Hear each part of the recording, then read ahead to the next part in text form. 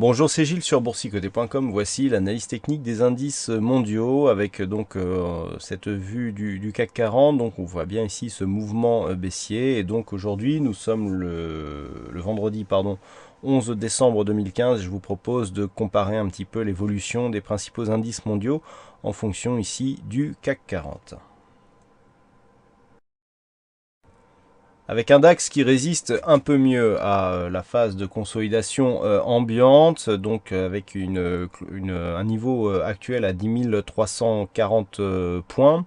On est sur un niveau de clôture ici qui est sur le retracement des 50%, alors qu'on est bien plus bas sur le CAC, on est plus sur le 61,8%.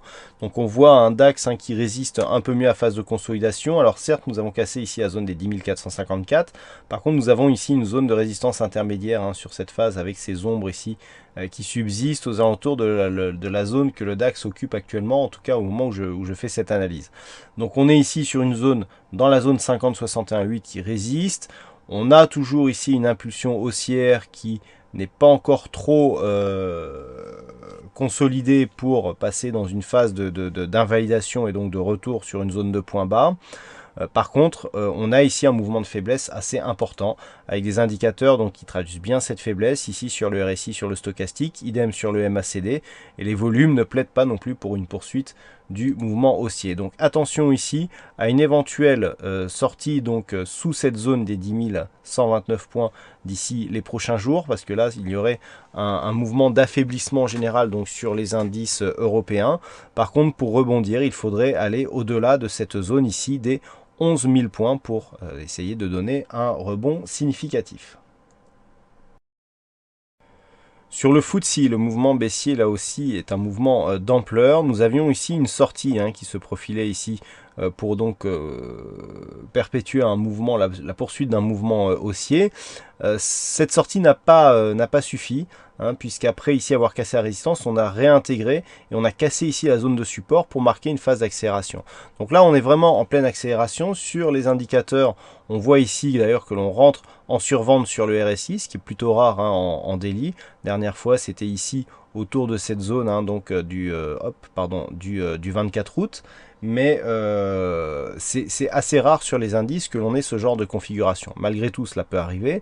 Donc on rentre ici dans la zone de survente, le stochastique y est déjà, mais la dynamique est toujours forte sur le MACD. Donc on pourrait ici continuer jusqu'à la zone des 5877 points, qui depuis la cassure ici de ces 6100 points, est la zone d'objectif pour un retracement total. Donc le FTSE reste dans une tendance neutre d'un point de vue court moyen terme et est en train de passer dans une tendance baissière d'un point de vue court terme, là où nous sommes pour l'instant dans une phase de neutralisation, et ce tant que les cours restent entre 5877 et 6421 points.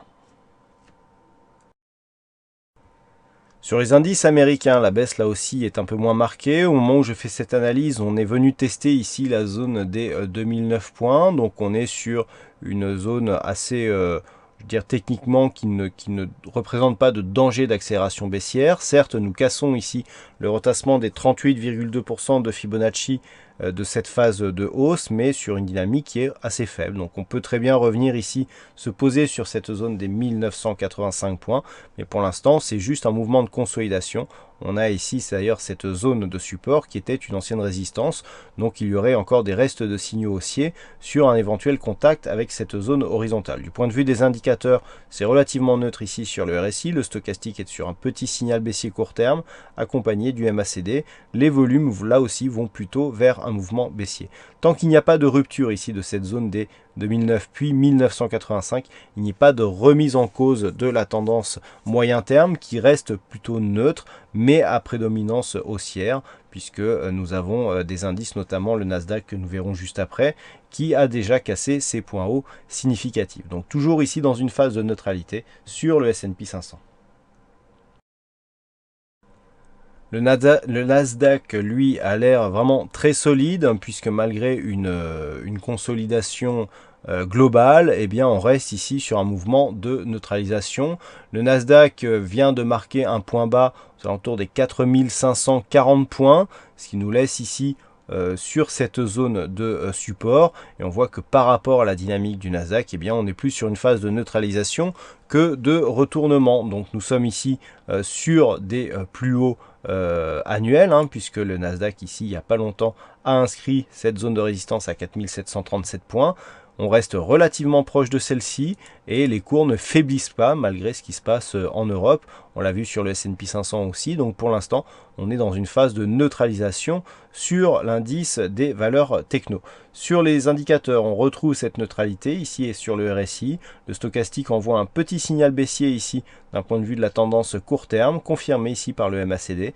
Du point de vue des volumes, là aussi, on est plutôt sur une dominance des séances baissières, mais qui ne se retrouve pas ici dans la dynamique ou en tout cas dans la configuration chartiste.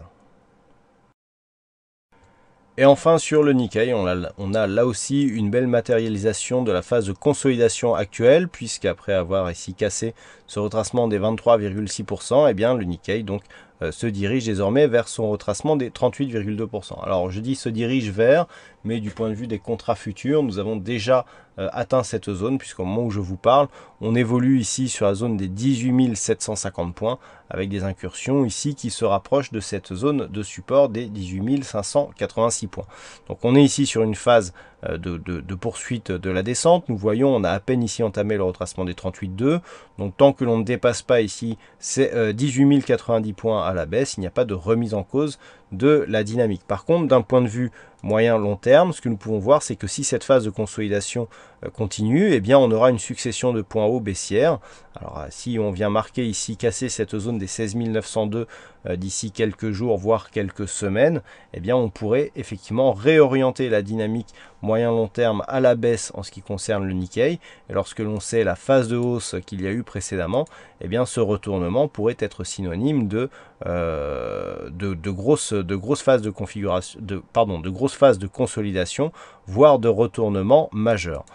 Pour l'instant, donc le Nikkei évolue dans cette zone. On surveillera la zone des 18 590 points. En cas de cassure de cette zone, on surveillera les 18 080 points. Voilà donc pour ce point hebdomadaire de marché, un petit peu plus court que d'habitude, mais vous avez été quelques-uns à me signaler que cette analyse était parfois trop longue. Donc n'hésitez pas à me donner vos impressions sur ce format un petit peu réduit, au risque d'occulter certains éléments techniques importants. Votre avis, en tout cas, il l'est pour moi, et donc n'hésitez pas à me le donner. Voilà, donc passez un bon week-end, bonne chance dans le prochain trade, et on se retrouve dès la semaine prochaine pour d'autres analyses techniques sur le site boursicoté.com. Bon week-end à tous.